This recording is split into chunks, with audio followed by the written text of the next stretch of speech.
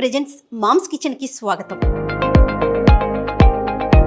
అమ్మ ప్రేమని, అమ్మ చేతి వంటని అమృతంతో సమానమంటారు.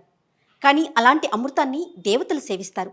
అందుకేనేమో భగవంతుడు ఆ అమృతం లాంటి చేతుల్ని అందించారు అమ్మ రూపంలో మనందరికీ. నమస్తే రమగారు. నమస్తే జయ. రమగారు, ఈరోజు ఏం చేసి చూపిస్తున్నారు మా అందరికి? కరివేపాకు రైస్ చేద్దాం. మామూలుగా మనం చేసుకునే రకరకాల రైసులు అంటే ఫ్యాన్సీ రైస్లు ఏవి నైవేద్యానికి ఉపయోగపడవు కదా.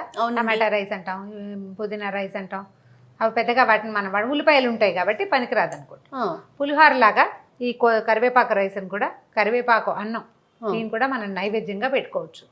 దసరా నివేదనలో కొబ్బరి అన్నం ఎట్లా పెట్టుకోవచ్చు అలాగే కరివేపాకు అన్నాన్ని కూడా. అండ్ మోర్ ఓవర్ ఏంటంటే కూరలో కరివేపాకు అని ఒక నానుడు ఉంది. అవును, తీసి పడేస్తూ ఉంటారు, పారేస్తారు. తీసి పారేయనివ్వకుండా తప్పకుండా తినిపించే విధానం కోసం అదొకటి రుచిగా ఉంటుంది, కొంచెం కొత్తగా ఉంటుంది. కరివేపాకు వాసన చాలా బాగుంటుంది. శీతాకాలం తినవలసిన పదార్థాల్లో కరివేపాకు చాలా ముఖ్యమైనది. సాయంకాలం పూట కొంచెం 7 గంటలకి చేసుకుంటే రాత్రికి పెందరాళ్ళే తినేస్తాం కదా, 8 గంటలకి వేడివేడిగా కమ్మగా కొంచెం పుల్లగా బ్రహ్మాండంగా ఉంటుంది. వాసన చాలా బాగుంటుంది. తప్పకుండా. ఏంటండి ప్రాసెస్? ఒకసారి ఏమీ లేదు, మన పులిహార తాలింపు లాంటి తాలింపు వేసుకోవటం. అన్నం కొంచెం పులిహార అన్నం లాగానే కాస్త విడివిడిగా విరవిరలాడుతూ వండుకోవటం. ఈ పులిహార పోపు వేసాం కదా, ఈ పోపుని ఎత్తి అన్నంలో కలిపేసుకోవటమే. అంతే అంతే. దీనికల్లా తిరగమాత మనం సరిగ్గా వేసుకోవాలి అంతే. దీంట్లో ఏం చేద్దాం, మామూలు తాలింపు దినుసులే వేస్తాం కదా. అవునండి. పల్లీలు ఇచ్చేసేయండి. సుమారుగా మనం పులిహారని ఎట్లా అందాజుగా వేసుకుంటాం. ఇంత పులిహారకి ఇన్ని పప్పులు అన్న నియమం లేదు కదా. చాలా పప్పులు కావాలంటే ఎక్కువ వేసుకోవటం, సుమారుగా వేసుకుంటే పెద్దవాళ్ళు తింటాను కూడా పట్టు కింద పడినా ఇబ్బంది లేకుండా ఉంటుంది. అంటే మన ఇంట్లో ఉన్న వాళ్ళని బట్టి మనం డిసైడ్ చేసుకోవటం గారు. బాగా ఇష్టంగా తింటారు అనుకున్నప్పుడు వేసుకోవటం. పల్లీలు, తర్వాత శనగపప్పు. మామూలుగా నేను మినపప్పు వాడతాను ఎక్కువగా. మన వాళ్ళు మినపగుళ్ళు ప్రొవైడ్ చేస్తారు కాబట్టి మినపగుళ్ళు వీటితో పాటే. అంటే శనగపప్పు ఎంత వేసామో మినపప్పు కూడా అంతే. ఆవాలు కొంచెం ఒక క్షణం ఆగి వేసుకుందాము, ఎందుకంటే మన ఆవాలు కొంచెం సన్నవి, అన్నీ ఎగిరి బయట కూర్చుంటాయి కాబట్టి. చకచకా వచ్చేస్తుంది. కరివేపాకును ఆల్రెడీ పేస్ట్ చేసి పెట్టుకున్నామండి. కొంచెం విడి కరివేపాకు కూడా కొద్దిగా వేసుకుందాము తాలింపులోకి. మామూలు పులిహార పోపు ఎట్లా చేస్తామో ఇంచుమించుగా అంతే, అంతకంటే ఎక్కువ తక్కువలు ఏమి ఉండవు అన్నమాట. ఇదిగో ఆవాలు, ఓకే, 4 ముక్కలు ఎండుమిర్చి. ఈ వేసిందే కారం అంతే. ఇదే కారం. అంటే పచ్చిమిర్చి వేసుకుంటాం కానీ ఎండుమిర్చి వేస్తే ఇప్పుడు వేగితే దీని వాసన బాగుంటుంది కదా.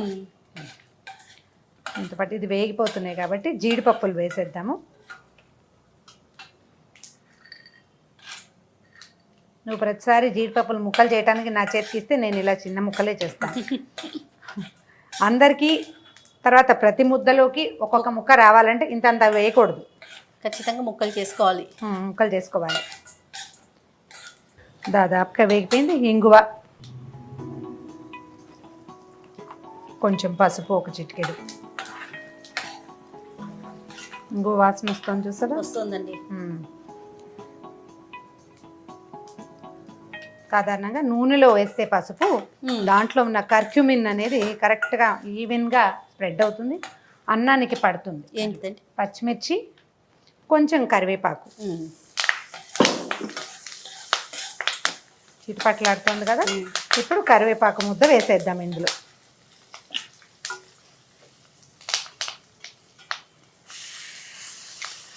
ఇంత మంచి వాసన వస్తుంది అమ్మగారు. అసలు చాలా వరకు తినరండి కరివేపాకు కదరమ్మగారు, తీసేస్తారు. అదేదో తినకూడని పదార్థం లాగా పక్కన పెడతారు. అంటే అది నమలాలి, ఆ రుచి నచ్చాలి. చాలా హెల్త్ బెనిఫిట్స్ ఉంటాయి కదండి. అంటే కరివేపాకు జుట్టుకి చాలా మంచిది, స్కిన్కి మంచిది, తర్వాత ఏమో ఈ డైజెషన్కి చాలా మంచిది, ఒంట్లో వేడిని పుట్టిస్తుంది కదా. కాకపోతే మనము ఏం చేస్తామంటే ఈ కరివేపాకుని పిల్లలు తినరు, పెద్దవాళ్ళు పక్కన పెడతారు అంటే జ్ఞాపకంగా నూనెలో వేయాలి. వేస్తే ఏమవుతుందంటే దాంట్లో నుంచి కొంత సహజమైన ఆయిల్ ఉంటుంది కదా, అది నూనెలోకి వెళ్ళిపోతుంది, అప్పుడు బాగుంటుంది. దీన్ని కొంచెం వేగనిస్తే కరివేపాకులో ఉన్న పచ్చిదనాన్ని పోగొట్టేసేయాలి. పచ్చి కరివేపాకుతో చేసుకునే పచ్చడి రెసిపీ కూడా ఒకటి ఉంది, శీతాకాల పచ్చళ్ళల్లో చెప్దాం, అది కూడా తప్పకుండా. రమ్మగారు రెడీ అయినట్లుందండి. ఇది నూనె ఆయిల్ వదిలేస్తుంది. ఉప్పు వేసుకుందాం సరిపడా. మనం తీసుకున్న రైస్ ఎంత అన్నం పెట్టుకున్నాము, తర్వాత ఈ పదార్థం ఎంత ఉంది అనే దానికి తగినట్టుగా మన రుచిని అనుసరించి ఉప్పు వేసి ఒకసారి మొత్తం సమంగా అయ్యేలాగా కలిపేసి, ముందుగానే మనం అన్నం పెట్టుకున్నాం కదా, అన్నము కొంచెం చల్లార్చి కాస్త పొడి పొడిలాడేలాగా చేసి పెట్టుకుంటే బాగుంటుంది. అలాగే మామూలుగా పులిహోరలో ఏం చేస్తాం, అన్నంలో పసుపు వేసుకుంటాం కదా, అవును. ఈ పదార్థానికి మనం ఇందులో వేసిన పసుపు సరిపోతుంది. Okay, stove ఆపేస్తున్నాను. ఆపేసాక ఒక నిమ్మకాయ,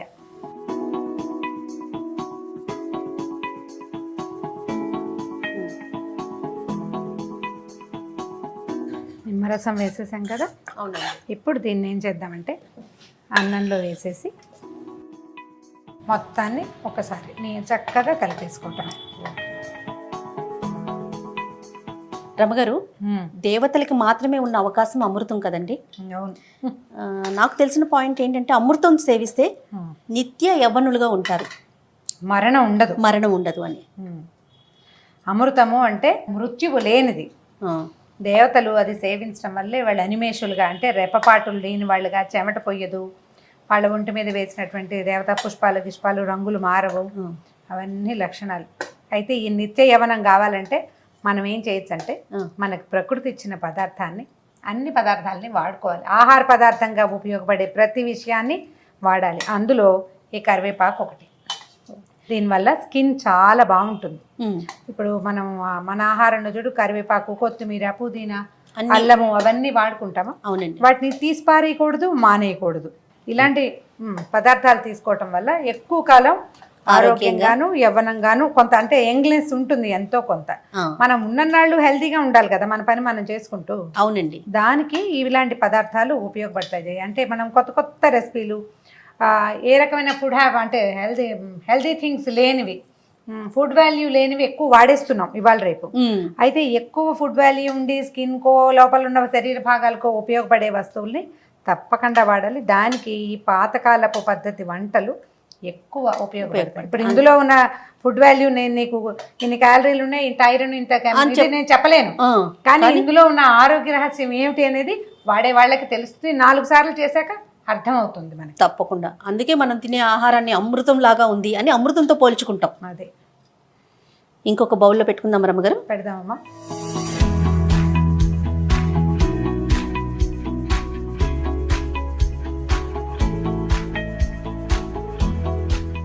మనం నైవేద్యాల కింద కూడా పెట్టుకోవచ్చు అన్నారు కదా రమ్మగారు. ఇది కరివేపాకు రైస్ నైవేద్యంగా పెట్టుకోవచ్చు. కొబ్బరన్నం ఎట్లా చేస్తాము అట్లాగే కొబ్బరన్నం కూడా ఇంచుమించు ఇదే రెసిపీతో చేస్తాం కదా. అవును. మనం చూడు, పసుపు కొంచెమే వేసుకున్నాం. ఈ కరివేపాకులో ఉన్న ఆకుపచ్చదనం కనిపిస్తుంది. పసుపు వేస్తే అది కొంత డామినేట్ చేస్తుంది. కొంచెమే ఆరోగ్యానికి మంచిది. పసుపు వాడుకోవాలి అన్నం చేసుకునేటప్పుడు. అందుకని ఒక చిటికెడు వేసాం అంతే. చూడు ఎట్లా ఉందో. ఓకే. సో అమృతం లాంటి కరివేపాకు అన్నం రెడీ అయిపోయిందండి. టేస్ట్ చూడటమే తరువాయి, ఇంకెందుకు ఆలస్యం. అంతే. మీరు బాణీలో వేసినప్పుడే ఆ స్మెల్ రమ్మగారు తినాలని కమ్మటి వాసన. అంటే ఈ వాసన ఇష్టపడే వాళ్ళకి ఎంత కమ్మగా ఉంటుందో.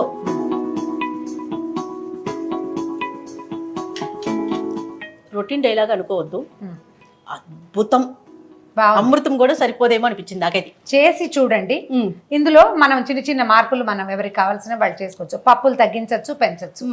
నిమ్మరసం పెంచవచ్చు, తగ్గించవచ్చు. మీరు ఏది మార్పు చేసినా మెయిన్ ఇంగ్రీడియంట్స్ అంటే ఇవే అంతే. ఇందులో చిన్న చిన్న మార్పులతోటి చక్కగా చేసి పెట్టండి. పిల్లలకి బాక్సుల్లో పెట్టచ్చు, పెద్దవాళ్ళకి లంచ్గా ఇచ్చేయచ్చు, ప్రసాదంగా చేసుకోవచ్చు. శీతాకాలపు సాయంకాల వేళ అన్నం తినాలనుకునే వాళ్ళకి కరివేపాకు అన్నం ద బెస్ట్ అన్నం. థ్యాంక్ యూ రమ్మగారు. ఇంకొక రెసిపీతో మళ్ళీ కలుద్దాం. ఓకే జయ. ఇది రమ్మగారు మనకు చేసి చూపించారు చక్కటి కరివేపాకు అన్నం. మనం దీన్ని రకరకాలుగా వాడుకోవచ్చు. రమ్మగారు చెప్పేశారు ఆల్రెడీ. నైవేద్యంగా కూడా పెట్టుకోవచ్చు. సో చక్కగా దొరుకుతుంది, ఈజీగా అయిపోయే రెసిపీ. డెఫినెట్గా మీరంతా కూడా ట్రై చేయండి. ట్రై చేసిన తర్వాత కామెంట్ రూపంలో మాకు తెలియచేయండి ఎలా ఉందని. ఇక ఈ వీడియో కనుక మీకు నచ్చినట్లయితే లైక్ చేయండి, షేర్ చేయండి. మరిన్ని ఇంట్రెస్టింగ్ వీడియోస్ కోసం మా ఛానల్ని సబ్స్క్రైబ్ చేసుకోండి.